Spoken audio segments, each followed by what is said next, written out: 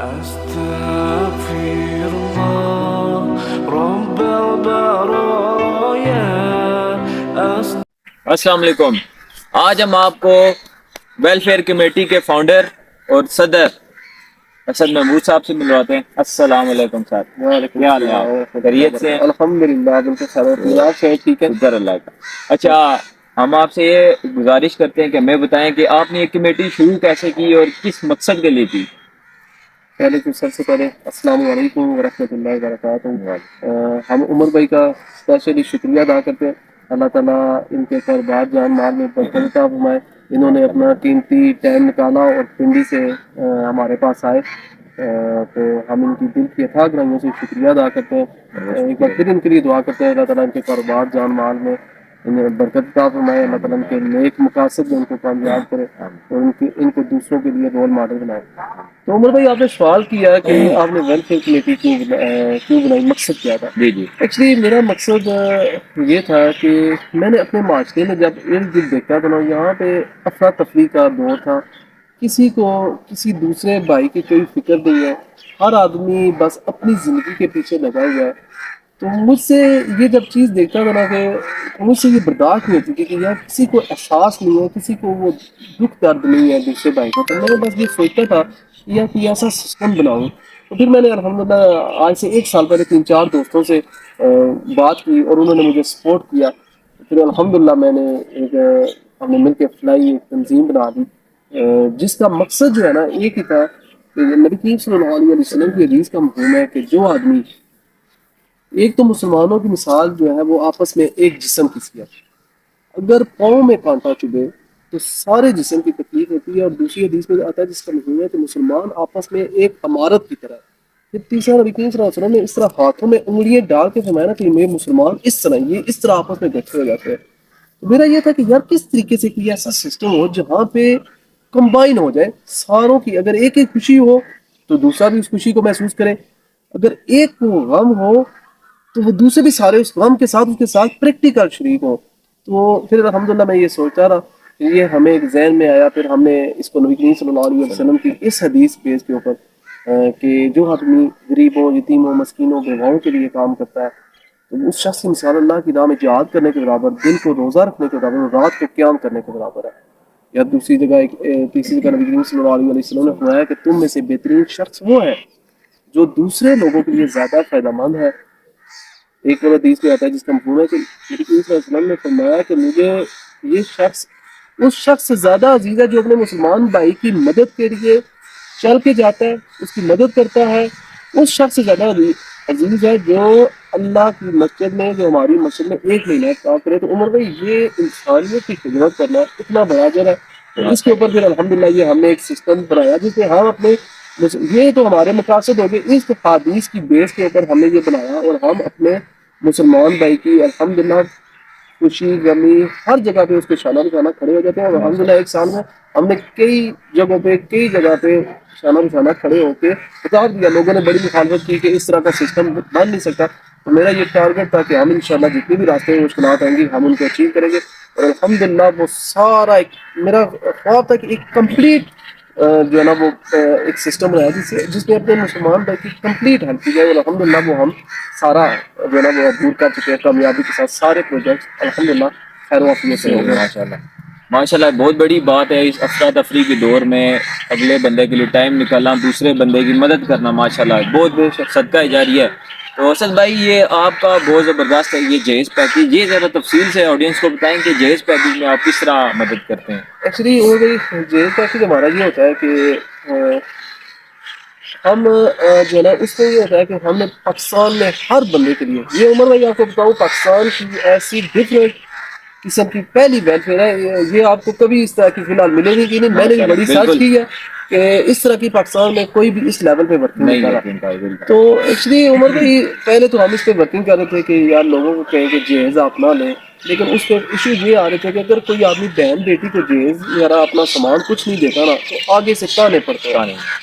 اور یہ تانے جو ہے نا یہ بڑے مشکل ہو جاتے ہیں بہنوں بیٹیوں کے لیے. تو میں نے کہا کہ یار ایک والد جو ہے جس معاشرے میں ہم رہ رہے ہیں، ایکچولی ہے تو نہیں ہے، یہ مرد کی رسپانسبلٹی ہے سارے معاملات کو نہیں کرنا. لیکن جس ہم معاشرے میں رہ رہے ہیں وہاں پہ عورت کے اوپر بھی ایک آدمی اپنی जिगर का टुकड़ा, दिल का टुकड़ा उतार के देता है, और उसके साथ हमारी ऐसी रस्म और रिवाज है कि हम जो है ना उनको भी साथ इतना बड़ा लाखों के साथ सामान भी देना पड़ता सामान है। भी तो मैंने कहा यार एक ऐसा सिस्टम होना चाहिए जिसमें जो है ना वालिदैन के ऊपर ना लोड हो, ये एक किसी थर्ड पर्सन एक कोई कमेटी उठाए। तो फिर अल्हम्दुलिल्लाह उमर भाई 1 साल के अरसे में हमने ये वेलफेयर के जरिए माशाल्लाह। अब हम जहेज का सामान जो फर्नीचर बेड वगैरह वो हम खुद अरेंज करके देते हैं। और कलेक्शन का जो आपने सवाल किया ना, जी कलेक्शन हमारा हर मेंबर राउंड अबाउट 100 से ज्यादा हमारे मेम्बरान हो गए। तो ठीक हम है। हर मेंबर को कहते हैं कि यार किसी की बहन बेटी की शादी है ना, तो वो हमारी भी बहन बेटी है, आपने खाली 250 रुपये मिनिमम, अगर अल्लाह ताला ने आपको ज्यादा दिए हैं तो वो बेशक आप कर लें, क्योंकि नबी करीम सल्लल्लाहु अलैहि वसल्लम की हदीस का मफहूम है कि जो आदमी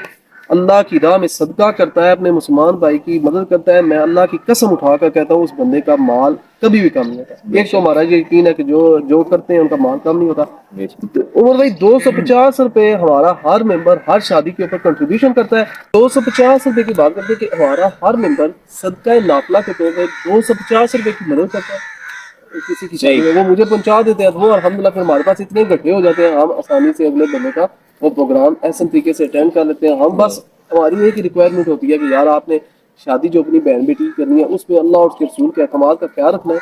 आपने वो काम नहीं करना जिस पे अल्लाह और उसके रसूल की लानतें गिरे, वो काम करना जिस पे अल्लाह और उसके रसूल की रहमतें जो है ना वो हो। बिल्कुल। तो ये तो शादी का पैकेज ठीक है, ये डिलीवरी केस जो मतलब हॉस्पिटलिटी के जो सारे एक्सपेंसेस है वो किस तरह मतलब होते हैं?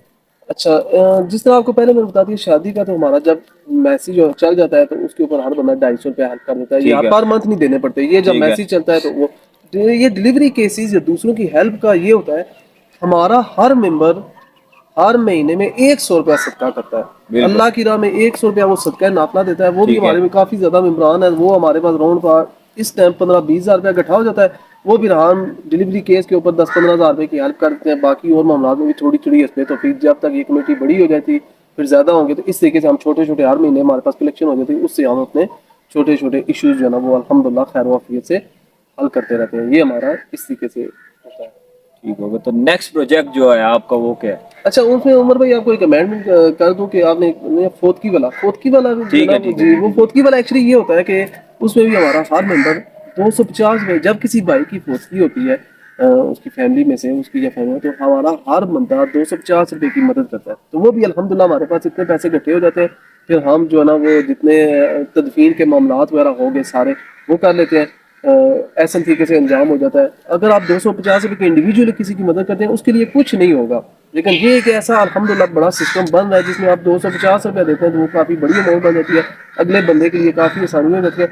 इसी तरह तीसरा इसमें हिफ्ज वाले बच्चों के लिए भी है, उसमें भी अल्हम्दुलिल्लाह आज हमने प्रोग्राम किया, उसमें हमने बच्चे को साइकिल दी है और जी काफ़ी ज़्यादा माशाल्लाह। गिफ्ट दिए हैं, चीज़ें दी हैं। उसमें भी हमारा हर मेंबर 250 रुपये का तोहफा देता है, वो हम पे मिला के काफ़ी अमाउंट बन जाती है। वो फिर हम बच्चे को जो है ना वो कर देते हैं, फिर बच्चे मोटिवेट होते हैं ताकि लोग ज़्यादा से ज़्यादा अल्लाह और उसके रसूल की तरफ, कुरान और हदीस की तरफ आ सकें। ये हमारे 3 प्रोजेक्ट नेक्स्ट होंगे। प्रोजेक्ट आपका जो है न्यू प्रोजेक्ट जो ये कह रहे हैं आप, प्रोजेक्ट जो नया प्रोजेक्ट है आपका? अच्छा, नया प्रोजेक्ट मैं वो भी बता दूंगा। एक इस उमर भाई आपको बता दूं, एक उम्रे वाला भी हमारा इसमें प्रोजेक्ट है। ठीक बंदों है। को बड़ी ख्वाहिश होती है कि यार हम उम्रे के लिए जाएं, उसमें फिर बंदा अफोर्ड नहीं कर सकता, एक्सपेंसेस का मसला होता है। तो उसमें हमने उन लोगों के लिए जो उम्रे के लिए जाना चाहते हैं उनके लिए हमने एक कमेटी भी डाली हुई है। 500 रुपया ठीक है। वो पर मंथ देते हैं, 500 रुपया जो हम हर 2 माह बाद एक कुरानंदाजी करते हैं, फिर वो उनको उम्रे का टिकट जो है ना वो दे देते हैं, जिससे वो अपना उम्रा भी 500 रुपया पर मंथ दे के वो जितने पैसे देते हैं वो उनको रिटर्न हो जाते हैं बजरिया कुरानंदाजी, तो वो अपना उम्रा कर देते हैं। अच्छा उमर भाई, आपने किया नेक्स्ट प्रोजेक्ट का कि आप क्या आपके अगले ख्वाब क्या है, कौन से प्रोजेक्ट शुरू करना चाहते हैं? एक तो बस इंशाल्लाह उमर भाई मेरी एफर्ट्स है, मेरी टीम की, हम लगे हुए हैं कि हम इस सिस्टम को पूरे पाकिस्तान में तेज़ी से फैला सकें। अभी भी अल्हम्दुलिल्लाह हमारी शाखें जो है ना वो पेशावर, लाहौर, मर्दान, स्वाबी, नौशेरा, मंदरा, गुजर खान, रावलपिंडी, इस्लामाबाद, बाजोड़, ननकाना मीन पूरे पाकिस्तान में फैल चुकी हैं। तो इंशाल्लाह इसको हम ज़्यादा वसी तरीके से बड़ा भी कर रहे हैं और इसमें ज़्यादा मेम्बरान आ भी रहे हैं।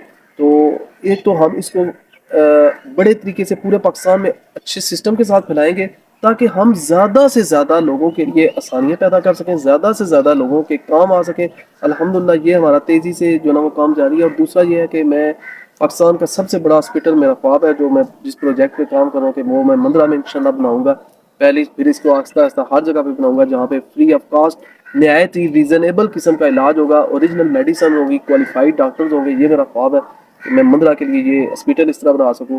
اور دوسرا میرا ہے کہ میں ایک ایجوکیشن ڈپارٹمنٹ جس میں دینی تعلیم بھی اور دنیاوی تعلیم بھی اور کریکٹر وائز جس میں بہترین پرسنالٹی، آپ کے بچے کی اچھی گروتھ ہو، اس کی تعلیم تربیت. وہ مین چیز تربیت کا ہوتا ہے. ہمارے صحیح. اسکول جتنے ہیں نا وہ اس طریقے سے تربیت نہیں ہے، ادب و احترام نہیں ہے. تو نہیں. میں الحمدللہ میرا خواب ہے میں ایک ایسا ایجوکیشن سسٹم بناؤں گا جو انشاءاللہ ہمارے بچے رول ماڈل بنیں گے، اپنی اخلاقیات کے ساتھ اپنی انسانیت کی وہ مثال ہوں گے انشاءاللہ. ہم ایک ایسی جو ہے نا وہ نکالیں گے ایجوکیشن سسٹم کے ذریعے، ایسے بچوں کی گروتھ کریں گے جو اس ملک کو قوم کا روشن کریں گے، ستارہ بنیں گے. ٹھیک ہو گیا، یہ تو آپ کا پروجیکٹ ہوگا، آپ کا جو موٹیو ہے مین یہ ہو گیا. جی. تو باقی آپ ہمارے آڈینس کو کیا میسج دینا چاہتے ہیں؟ آڈینس کو میسج میں یہ دینا چاہتا ہوں کہ بھائیو، یہ زندگی چند دن کی زندگی ہے. یہ زندگی کسی ٹائم ختم ہو جائے گی، اور پھر آپ کے پاس یہ جو آج موقع ہے نا، اس موقع میں ایک تو کوشش کرے گا. آپ مناسب سمجھتے ہیں، اگر آپ ہمارے سسٹم کے ساتھ جڑنا چاہتے ہیں تو موسٹ ویلکم. اگر آپ نہیں جڑنا چاہتے تو آپ اپنے گاؤں میں اپنے محلے میں سسٹم شروع کریں، لوگوں کی فلاح و بہبود کے لیے کام کریں. یہی آپ کے کل قیامت آنے والی چیز ہے. لوگوں کو بھوکوں کو کھانا کھلائیں. ارد گرد دیکھیں جن کے پاس کپڑے نہیں ہیں، جن کے پاس جوتیاں نہیں ہیں، ان کو جوتیاں دیں. تو یہ کیونکہ جس طرح ایک نبی کریم صلی اللہ علیہ وسلم کی حدیث کا مفہوم ہے نا کہ جب جنتی جنت میں داخل ہوں گے نا تو یہ اپنے صدقے کا اجر و ثواب دیکھیں گے. تو جب یہ صدقے کا اجر و ثواب دیکھیں گے تو ان کو اتنا وہ عظیم ہوگا نا، تو یہ کہیں گے یا اللہ، ایک اللہ تعالیٰ سے خواہش کریں گے یا اللہ مجھے بس دنیا میں بھجوا دے.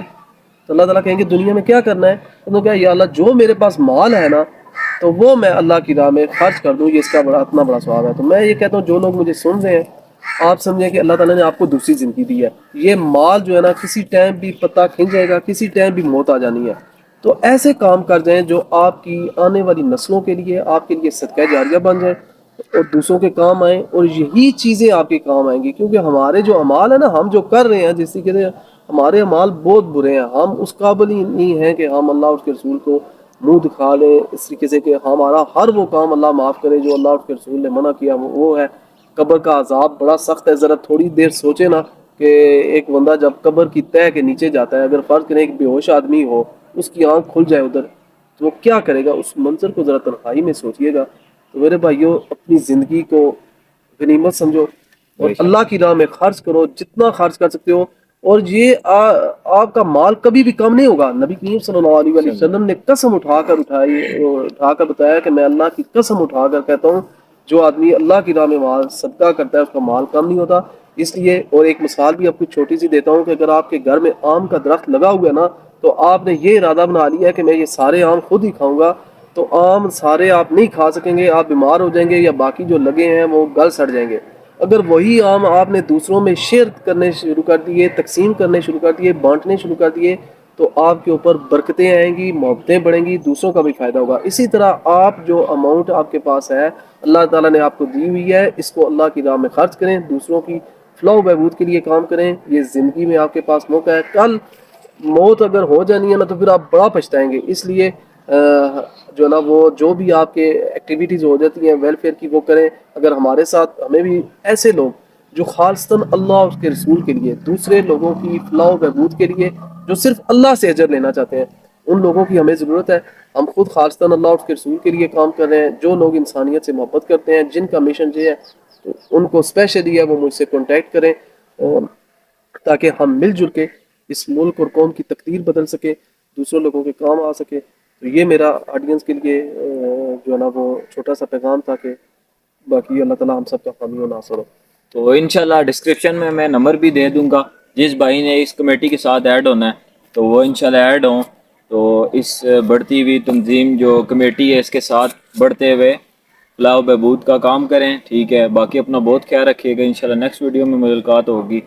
اللہ حافظ. السلام علیکم.